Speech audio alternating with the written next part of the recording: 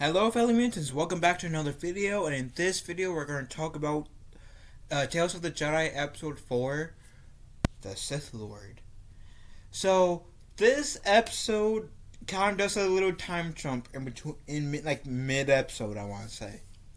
So the episode starts out with Count Dooku, um, deleting Kamino off of the Jedi archives, and then asking the Jedi librarian what is all the racket, and the Jedi says, "Well, Qui-Gon said that there was a Sith that he encountered, so we can." Like this particular episode takes place during the events of the Phantom Menace, but yeah, it was like so cool. It was like so cool, and we see Yaddle and Qui-Gon walking, and we see that Qui-Gon says like news spreads fast, doesn't it? And Qui-Gon and Dooku have a conversation. Dooku was saying, "I've heard you encounter a Sith," and that it was a pretty cool interaction. Like seeing that interaction between Qui-Gon and Dooku was cool. And essentially, Dooku through this after Qui-Gon confirmed that he dealt with the Sith Lord, that what he believes is the Sith Lord. Dooku says that that he was being warning the Jedi about the coming darkness, and then that's when Qui-Gon essentially mentions Obi-Wan saying, "Yeah, he's prepared," and Dooku says, "I will very much like to meet this Obi-Wan. You speak highly of him." And then like literally about 2 seconds later, we see like Qui-Gon, like Dooku sitting by a tree, mourning the loss of Qui-Gon. I was like, holy crap! We just seen Liam Neeson reprise his role as Qui-Gon Jinn, and now you're telling me that we did this time jump.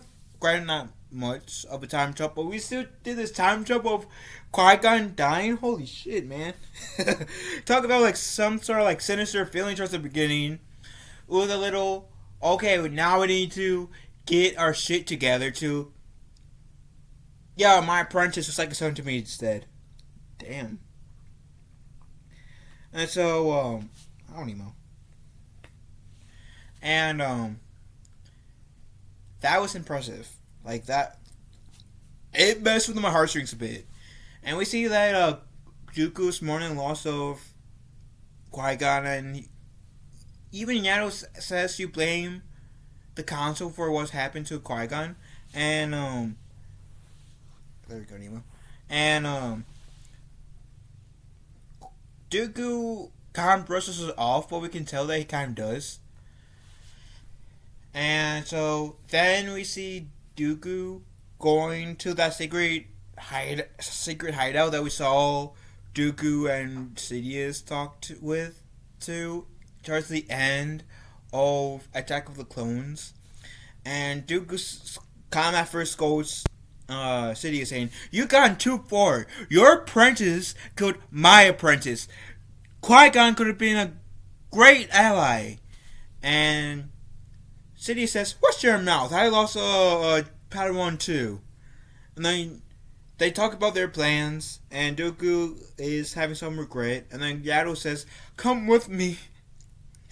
Come with me, Dooku. It's not too late." And Dooku says, "Yes, it is." And then we see this fight between Yaddle and Dooku. And it's a pretty intense fight. And of course, if you like watch the Star Wars movies, then you will see that Yaddle wasn't in Attack of the Clones, Revenge of the Sith. So all this time, and after that, like they never really went into what happened to her exactly. So there's only like 2-3 things. She either left the Jedi Order, she was expelled from the Jedi Order, or she died. Those are the three the three possibilities with Yaddle. And it turns out Dooku was the one who kills her. And that's when the episode ends. After he kills her. So, before he kills her, Yaddle says, "So many people died in what you call peace." And then Dooku said, "Then let me send you to your peace." And then that's when he kills her. And then the episode ends. And I was like, whoa. Whoa. This episode was dark, and it made me go through an emotional roller coaster. One that I was not prepared to go through. And I'm happy I went through it, because holy crap, wow. And now I know I was saying, not, in my, I think my previous review, about how, I am more fascinated with the episodes of Dooku than I am with Ahsoka. And this is not a jab towards Ahsoka, because she's a great character. She's my favorite Clone Wars hero. But I'm more fascinated with Dooku because I know less of Dooku than I do of Ahsoka. And all 3 episodes that had Dooku in it had built up why Dooku would leave the Jedi Order. Because in the first 2 episodes he was in this show, he dealt with crooked politicians trying to bend the rules.